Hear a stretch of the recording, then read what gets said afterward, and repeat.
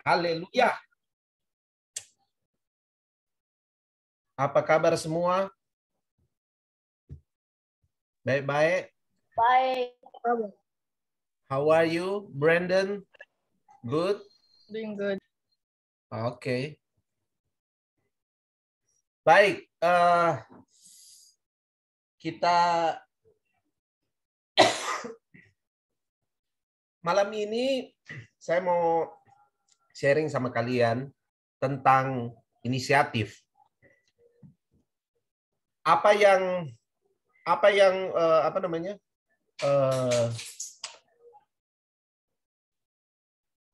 membuat kita dapat mencapai sasaran dengan tepat dan benar, ya, dengan tepat dan benar itu adalah inisiatif. Sangat bergantung kepada salah satunya.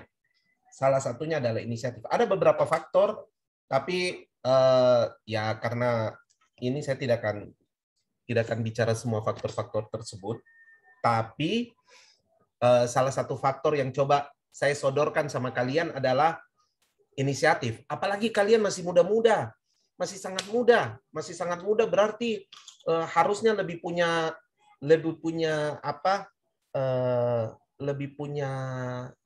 inisiatif begitu. Apa bahan dasarnya inisiatif? Jadi inisiatif ini ada ingredients-nya gitu. Ada bahan dasarnya. Ada bahan dasarnya itu inisiatif ternyata. Nah, inisiatif itu punya bahan dasar itu adalah apa yang saya sebut sebagai antusias. Antusias.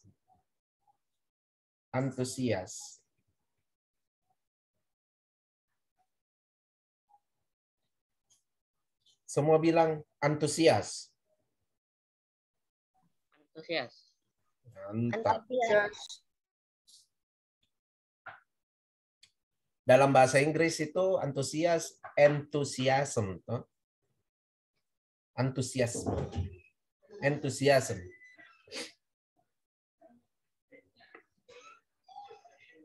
Tunggu, saya lihat saya punya catatan. Ada HP ku yang lama. Tolong dulu. Tunggu nah.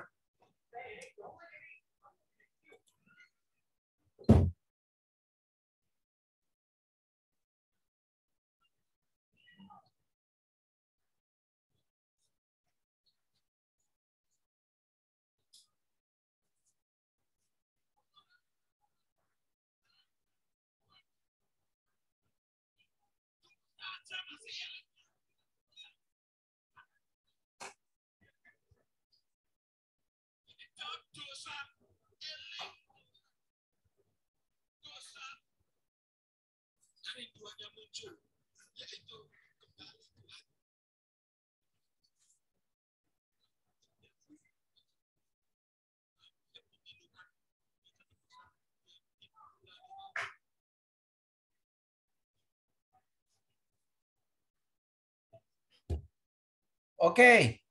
Sorry, saya cari-cari tadi dia punya catatan. Nah, jadi ingredients-nya, salah satu bahan di dalam inisiatif itu ada namanya antusias. Nah, itu dia. Antusias itu berasal dari bahasa Yunani sebenarnya. Dalam bahasa Inggris kan dibilang enthusiasm. Nah, enthusiasm sendiri itu berasal dari bahasa Yunani. Bahasa Yunaninya itu entheos. Entheos. Nah, jangan langsung pikir susah-susah ya kalau dikasih begini. Pengetahuan saja, pengetahuan. Entheos.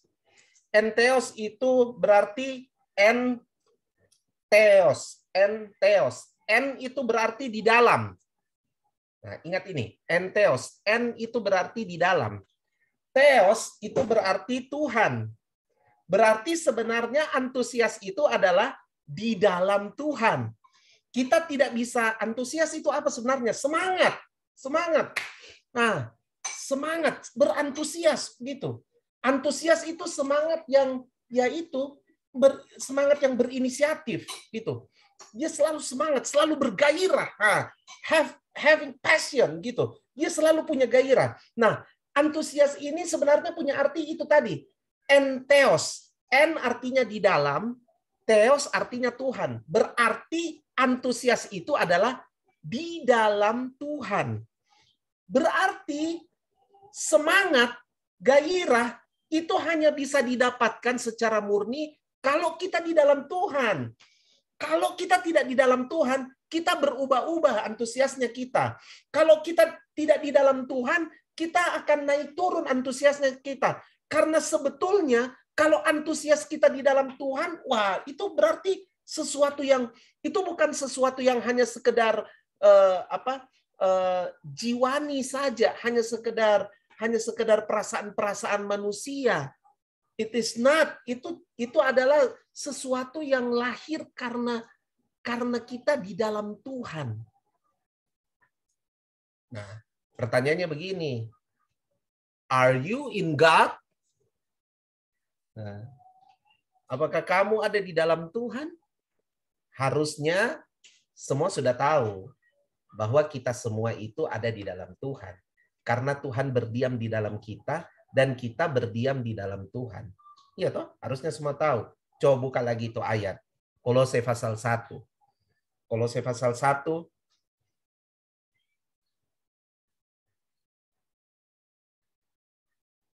Kolose. Ini ayat yang selalu saya bagi kalau di komunitas. Coba baca satu-satu dulu. Dari ayat 25. Coba, ayat 25. Kolose berapa? Kolose pasal 1. Jadi, Kolose pasal 1 ayat 25. Mulai. Nanti Aldo baca ayat 25. Lalu Gia baca ayat 26. Terus, kalau bisa Brandon baca ayat 27. Kalau Brandon bisa baca ayat 27. Oke. Silakan. Ayat 26. Ayat 20, Kolose 1 ayat 25. Aku telah menjadi pelayan jemaat itu sesuai dengan tugas yang dipercayakan Allah kepadaku untuk meneruskan firman-Nya dengan sepenuhnya kepada kamu. Yaitu rahasia yang tersembunyi dari abad ke abad dan dari turunan ke turunan, tetapi yang sekarang dinyatakan kepada orang-orang kudus-Nya. Pada mereka Allah mau memberitahukan betapa kaya dan mulianya rahasia itu di antara bangsa-bangsa lain, yaitu Kristus ada di tengah-tengah kamu. Kristus yang adalah di pengharapan akan kemuliaan. Nah, kalau dalam bahasa Inggrisnya itu kan bukan Kristus di tengah-tengah. Kalau dalam bahasa Inggrisnya itu adalah Christ in you. The whom, kalau dalam King James Version dibilang, to whom God will make known what is the riches of the glory of this mystery among the Gentiles, which is Christ in you, the hope of glory. Itu dibilang. Jadi bukan Kristus di tengah-tengah malah dibilang, tapi Kristus di dalam. Nah, karena Kristus di dalam, harusnya kita semua ini gampang sekali menemukan antusias. Nah, ingat, antusias tidak ditemukan, tidak ditentukan oleh hal-hal di luar Kristus.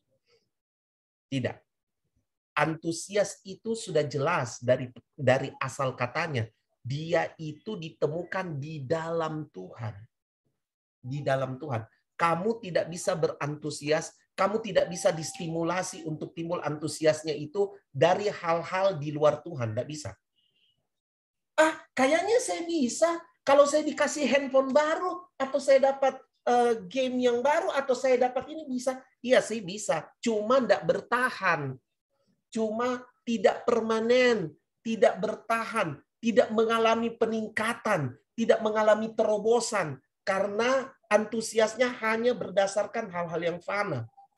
Nah, kalau antusias itu adalah di dalam Tuhan, itu berarti begini. Fakta yang kedua adalah, kalau antusias itu di dalam Tuhan, itu fakta yang pertama.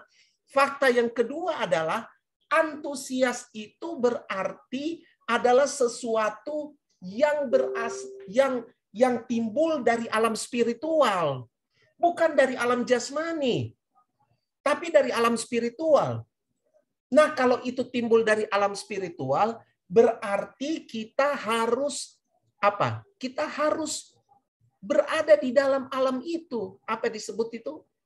Di dalam alam roh itu, alam spiritual itu. Harus ada di sana. Tapi kan saya masih manusia, masih berdaging bertulang. Iya, tapi kamu bisa menyembah Tuhan kan? Waktu kamu menyembah Tuhan, waktu kamu bersekutu, waktu kamu apa? Kamu itu sebenarnya sedang ada di dalam alamnya Tuhan. Nah, berarti itu hanya bisa diperoleh dari sana, antusias itu. Pertanyaannya, seberapa sering kita ini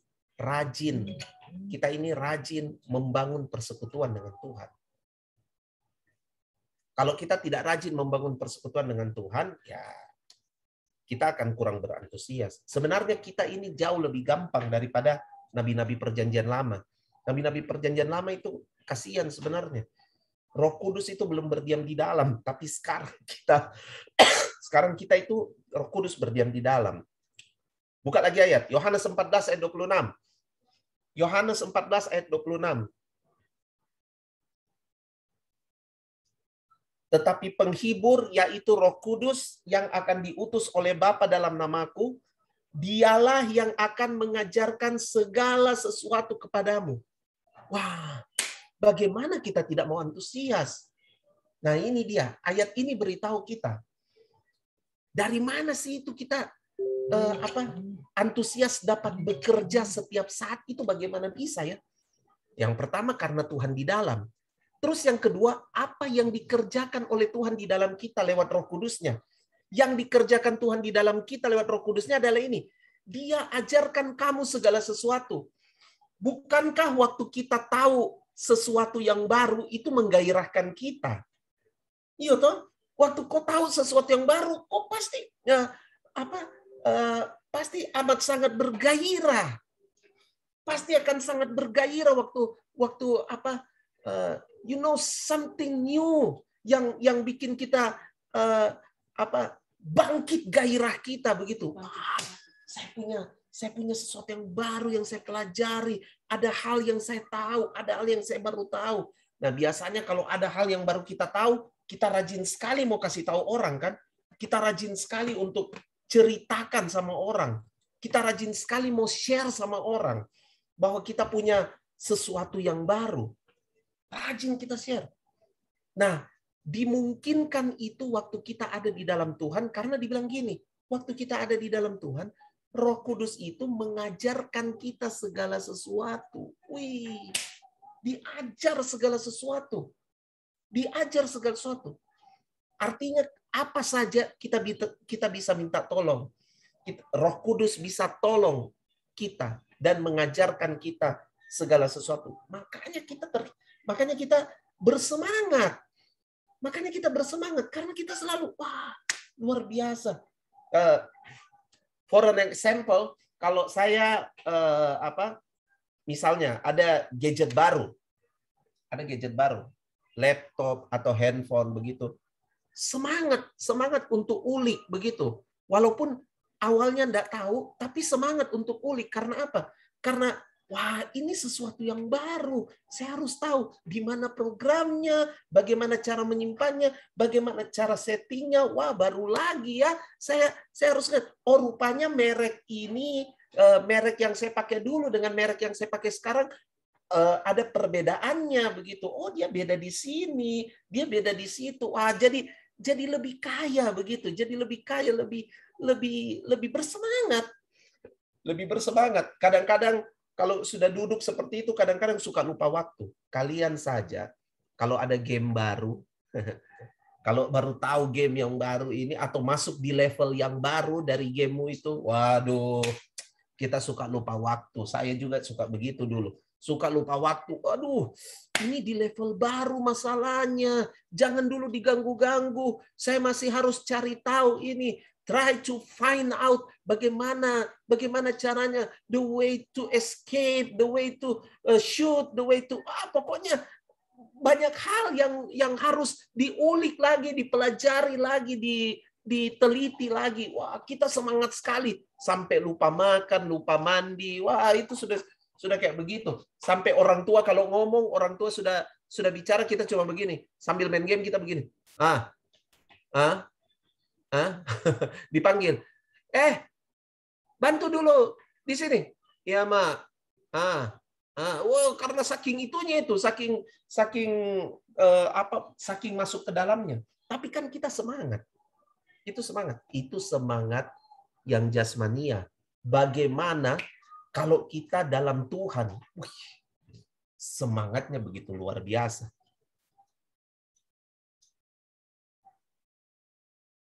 Nah, sekarang saya masuk dalam cerita. Ceritanya di Perjanjian Lama. Cerita ini di Perjanjian Lama.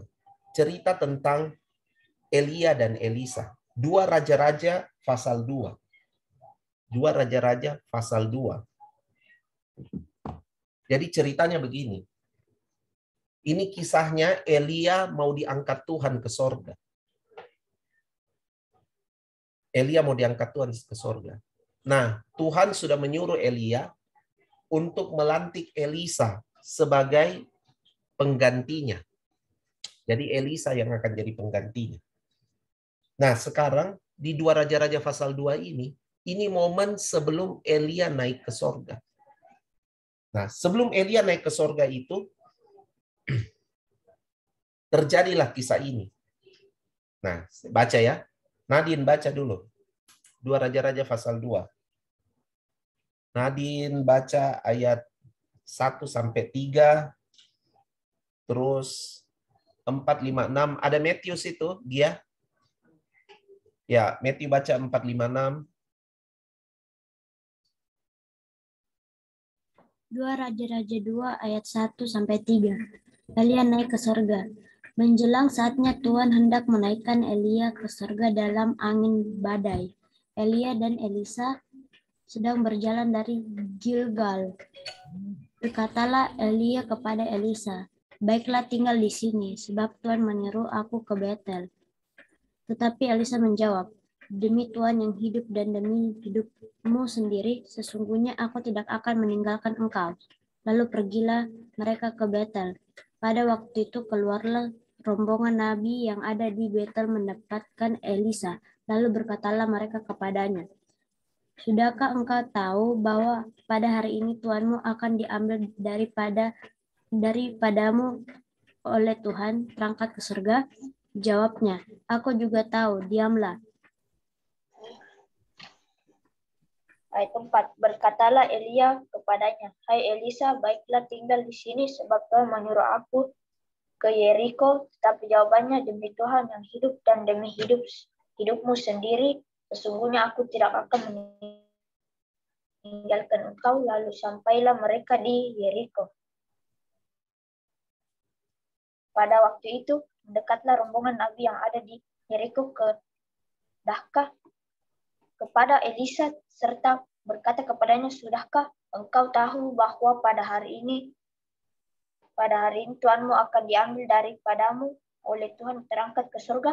Jawabannya, "Aku juga tahu, diamlah." Berkatalah Elia kepadanya, "Baiklah tinggal di sini sebab Tuhan menyuruh aku ke sungai Yordan."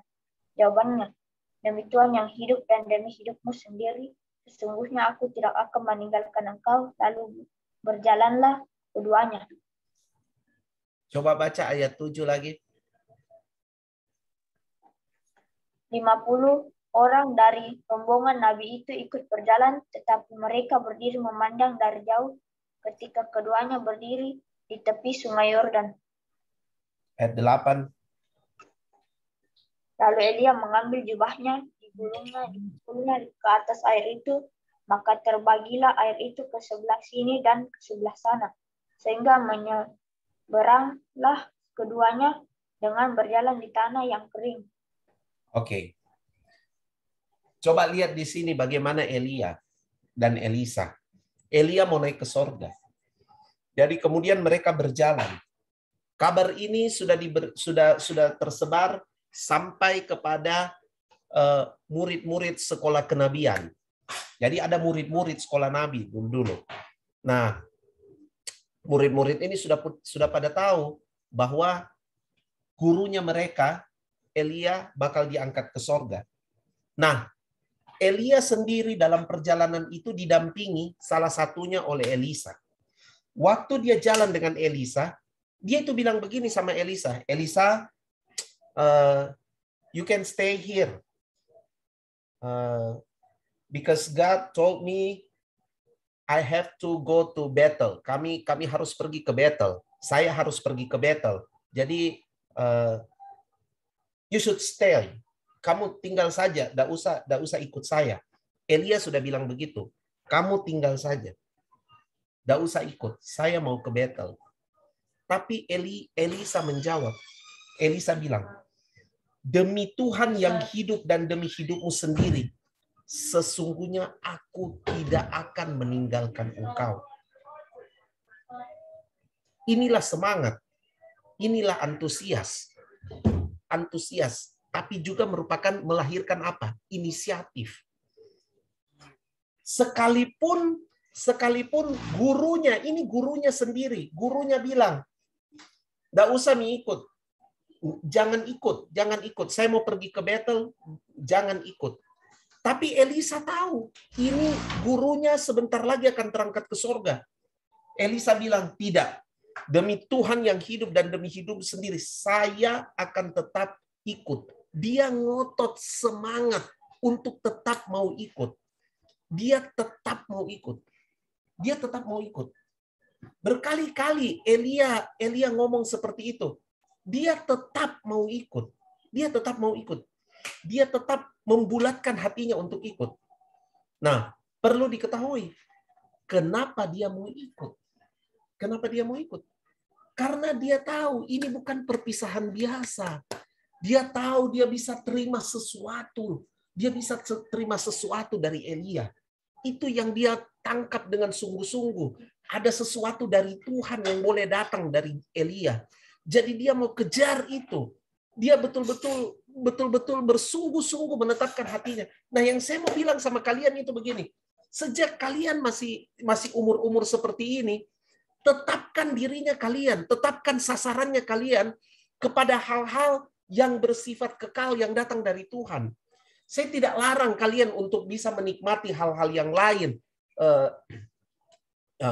Kamu mau main game, kamu mau bermain apa, kamu mau begini, begitu. Please do, silahkan, lakukan saja. Tidak apa-apa. Bersenang-senanglah. Salomo bilang bersenang-senanglah dalam kemudaanmu. Tapi ingat, kita harus punya pandangan tujuan yang kekal. Supaya apa? Supaya semangat kita itu adalah semangat yang tidak dibuat-buat, tidak harus dipaksa-paksa, tapi sebuah semangat yang lahir secara alamiah dan spiritual. Punya ketetapan hati. Wah, Elisa punya ketetapan hati. Dia bilang, kau mau kemana sekalipun, saya akan ikut. Karena dia tahu ada sesuatu. Bayangkan teman-temannya pun datang. Rombongan Nabi. Bayangkan ini, rombongan Nabi. Rombongan Nabi datang. Rombongan Nabi ngomong sama dia, kau sudah tahu itu, gurumu mau diangkat ke sorga. Ini kan sepertinya ngenyek begitu, seperti bikin patah semangat. Artinya teman-temannya malah mau bilang begini,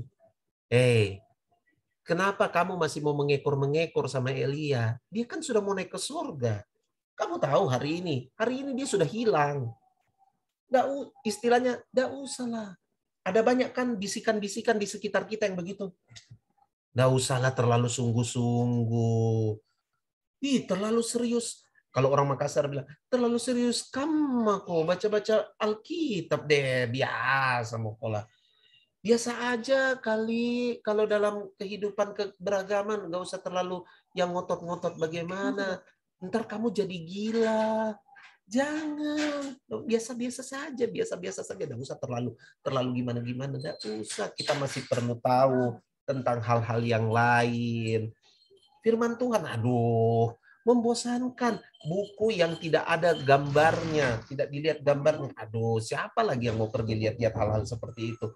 Ayolah, tidak usah terlalu serius-serius bagaimana, biasa aja. Banyak kan di sekitar kita yang bikin begitu. Aduh, kamu itu masih umur begitu, sudah terlalu serius, ibadahnya tidak usah, biasa aja. Biasa aja. Tapi lihat ini Elisa. Sekalipun yang ngomong sama dia ini, itu dibilang nabi. Sama-sama nabi loh. Artinya apa? Artinya kalau mau dibilang secara sederhana, ini hamba Tuhan juga. Hamba Tuhan ngomong juga begini. Sudahlah, tidak usah. Ini Elisa sudah mau diangkat ke sorga. Kamu bikin apa? Tapi Elia mau diangkat ke sorga. Tapi Elisa bilang apa? Elisa bilang gini, saya sudah tahu. Diam. Hei, saya mau beritahu sama kalian. Kalau ada orang yang melemahkan semangatmu di dalam Tuhan, seharusnya kalian harus berkata begini. Saya sudah tahu, diam. Saya sudah tahu, diam. Tidak usah terlalu banyak ini, tidak usah terlalu banyak itu. Jangan juga terlalu suci-suci, amit-amit. Sudah. Saya sudah tahu, diam. Berani tidak kita bicara seperti itu? Diam saja. Tidak usah menerangkan macam-macam, tapi berani untuk bilang, diam. Saya sudah tahu, diam. Untuk orang-orang yang seperti itu. Jangan sebaliknya untuk hal-hal yang baik, kita malah bilang, sudah, saya sudah tahu itu, Mak. Diam. Jangan untuk hal-hal yang baik bicara begitu. Untuk nasihat-nasihat kita rajin bicara seperti gitu. Iya kan? Kalau dinasihati sama orang tuanya kita pasti langsung bilang begini, udah Mas, saya udah tahu, diam aja. Saya udah tahu, saya tahu itu. Tidak usah Mi ulang-ulang, saya sudah tahu. Diam nih. Jangan. Justru untuk hal-hal yang baik kita harus tersedia. Tapi untuk hal-hal yang buruk, harusnya kita perkatakan itu. Sudah, saya sudah tahu. Diam. Diam karena apa? Karena saya tidak mau ikut dalam hal-hal seperti itu. Elisa dia berketetapan hati. Nah, saya mau bawa kita sampai di ayat ini. Waktu Elia mau menyeberang sungai Yordan, Elia bilang lagi sama Elisa, kamu tinggal saja di sini karena saya mau ke sungai Yordan. Tapi sekali lagi Elisa bilang, tidak, saya tidak mau tinggal. Saya akan tetap ikut kamu. Saya tidak akan meninggalkan engkau. Nah ini yang saya suka. Saya tidak akan meninggalkan engkau. Inisiatifnya kita itu harus begini. Kita tidak akan meninggalkan Tuhan. Saya tidak akan meninggalkan engkau. Saya tidak akan meninggalkan. Saya komit untuk tetap mengikut, untuk tetap lihat apa yang kau sediakan buat saya di depan. Elisa bilang, saya tetap mau ikut. Saya tidak akan meninggalkan engkau. Tidak akan meninggalkan. Nah, di sini momennya. Mereka pergi ke sungai Yordan.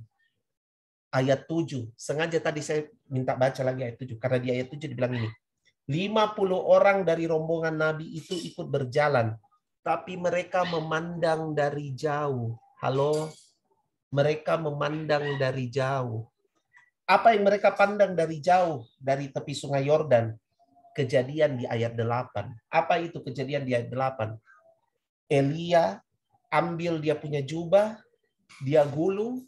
Dia pukul ke sungai Yordan, dan sungai Yordan terbelah. Lalu berjalanlah Elia bersama Elisa di tempat yang kering untuk bisa menyeberang. Nabi-nabi yang lain 50 itu hanya melihat dari jauh. Bos, orang yang tidak punya inisiatif bakal melihat mujizat Tuhan, tapi dari jauh. Saya ulang lagi. Orang yang tidak punya enteos itu tadi, otomatis dia tidak punya inisiatif. Waktu dia tidak punya inisiatif, dia lihat mujizat Tuhan, tapi dia lihat dari jauh. Apa itu lihat dari jauh? Berarti kamu tidak ada di dalamnya. Kamu tidak ada di dalamnya. Kamu cuma penonton dari jauh. Kamu cuma penonton dari jauh yang bilang, wow, luar biasa ya. Iya tahu. Jempol-jempol, naikkan jempol-jempol virtualnya. Kita cuma lihat dari jauh. Tapi kita tidak mengalami secara langsung. Beda dengan Elisa. Elisa dia mengalami secara langsung. Dia lihat bagaimana sungai Yordan terbelah karena perbuatan dahsyat Tuhan lewat Elia. Tetapi dia bukan hanya melihat, dia mengalami karena dia ikut menyeberang bersama Elia. Dia ikut menyeberang bersama Elia. Dia ikut jalan. Yang lain cuma lihat dari jauh. Kalau kamu tidak punya semangat di dalam Tuhan, tidak punya inisiatif di dalam Tuhan, maka kamu akan menyaksikan mujizat-mujizat Tuhan. Tapi mujizat-mujizat Tuhan itu bukan buat kamu. Karena kamu hanya menyaksikannya dari kejauhan. Mujizat dari Tuhan itu justru datang kepada siapa yang tetap punya inisiatif. Woi, berinisiatif. Halo, berinisiatif warriors. Jangan tidak berinisiatif. Jangan sampai kita cuma melihat dari jauh. Jangan sampai kita cuma mengagumi dari jauh. Wah, iya ya. Aldo sekarang luar biasa, tapi kamu sendiri tidak luar biasa. Wah iya ya, Brandon sekarang, wah incredible, luar biasa, fantastic. Wah dia hebat, dia begini. Tapi ya iya, kita cuma dari jauh. Tapi kita tidak mengalami. Kita cuma lihat-lihat dari jauh. Kita cuma penonton dari jauh. Tahu itu kalau penonton. Penonton itu kerjanya cuma menilai. Tapi dia tidak mengalami. Nah penonton kan itu yang lebih cerewet. Lihat kalau orang nonton bola. Yang cerewet siapa? Penontonnya. Aduh, goblok ini pemainnya, nggak tahu menendang. Ini harusnya kalau di muka gawang dia harus begini. Dia harus gerakannya begini, begini, begini. Padahal kalau dia sendiri yang main, belum tentu dia bisa seperti itu. Penonton ribut. Penonton cuma lihat dari kejauhan. Tapi yang mengalami, wah, itu yang luar biasa. Nah lihat, waktu Elisa tetap ikut Elia, apa yang dia alami? Waktu Elisa ikut Elia, apa yang dia alami? Yang dia alami adalah, kemudian nanti kalian baca, saya sudah tidak terlalu terangkan lebih detail lagi. Tapi kalian baca. Elisa itu menerima 2 bagian rohnya Elia. Nah, nanti kalian akan baca kisahnya begini.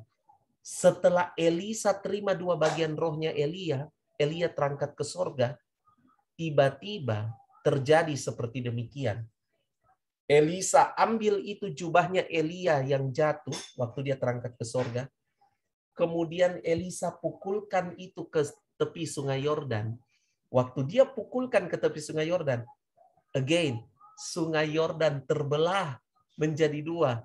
Lalu kemudian Elisa berjalan di tengah-tengah sungai tersebut. Dia berjalan melintas di tengah-tengah sungai Yordan. 50 nabi yang melihat dari kejauhan itu, waktu lihat Elisa muncul menyeberang dari sungai Yordan melakukan mujizat itu, 50 orang itu akhirnya bilang begini, "Woi, dia sudah penuh dengan rohnya Elia." Ya itu, tapi mereka cuma lihat dari jauh.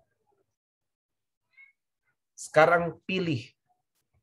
Sekarang kalian harus memilih, dan pilihan ini harus dimulai dari umur kalian sekarang. Dimulai dari sekarang.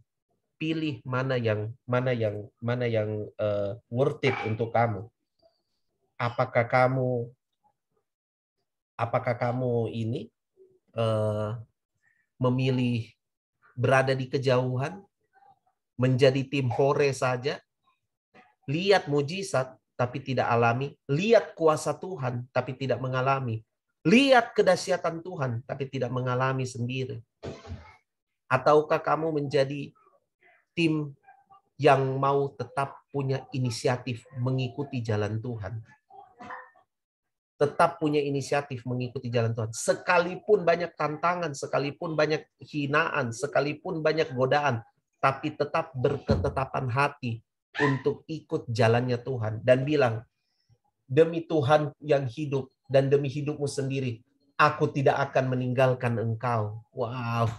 Itu kita bisa bilang sama Tuhan, demi Tuhan yang hidup, saya bersekalipun tidak akan memalingkan mataku daripada engkau. Saya tidak akan meninggalkan engkau. Wah. Kalau kalian lakukan itu dari muda, wah, kalian lihat, kalian itu akan jadi pembunuh raksasa. Saya akhiri dengan selalu ngomong ini.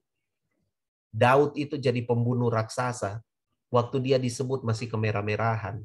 Kemerah-merahan itu masih seperti kalian. Dia bunuh raksasa bernama Goliat. Waktu dia bunuh raksasa itu, dia datangi Goliat. Goliat bilang begini, anjingkah saya? Anjingkah saya sampai kamu datang bawa itu? Cuma bawa kayu, cuma bawa ini. Kamu pikir saya anjing? Tapi Daud bilang begini, mungkin kalau saya yang jadi Daud, saya mungkin bilang begini, iya kamu anjing. Mungkin kalau saya jadi Daud, tapi untunglah bukan saya yang jadi Daud. Daud tidak nyeleneh seperti itu. Daud bilang begini, kamu datang dengan perlengkapan senjata yang hebat, tapi saya datang dengan nama Tuhan. Siapa yang ngomong ini? Yang ngomong ini itu anak-anak seumur kalian. Anak-anak seumur kalian. Dia ngomong sama orang yang bukan hanya ukurannya lebih besar dari dia, tetapi juga punya pengalaman berperang lebih panjang daripada dia. Punya so many experience di medan perang. Dia sudah punya semuanya. Dia punya perlengkapan senjata yang jauh lebih mumpuni. Kepada orang yang seperti itu, Daud bilang, saya datang dengan nama Tuhan.